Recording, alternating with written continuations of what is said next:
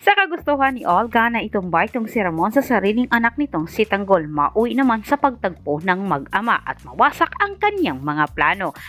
Samantala, napagkasunduan nila Espinas, Balatugan at Makasantos na ibigay kay Olga ang gusto nito dahil di nagpasya na itong si Balatugan na hindi kinumpronta sa kanila. Hindi na umano sila maaring tumanggi pa at sa takot naman ni Espinas na baka ilaglag umano sila ni Olga.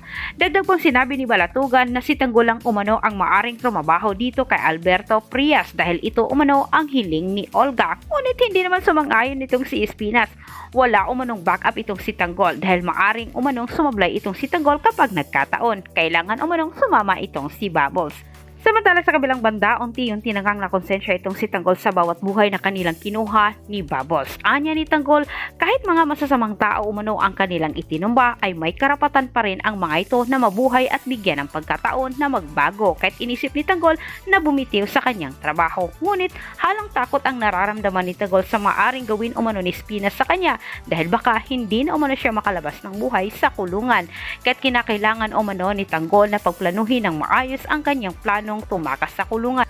Maya-maya lumitaw naman itong si Bubbles at sinabi naman ni Tanggol ang kanyang saloobin dito kay Bubbles kung hindi ba umano siya nakaramdam ng kaunting konsensya sa kanilang pinagagawa.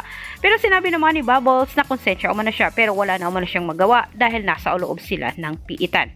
Maya-maya pinatawag ni Espinas si Bubbles at Tanggol at ibinigay niya sa dalawa ang buong detalye sa kanilang target na itong si Alberto Frias. At dagdag pang nagpadala ng mensahe itong si Olga kay Balatugan at itinuro niya kung saan naroroon itong si Ramon Montenegro.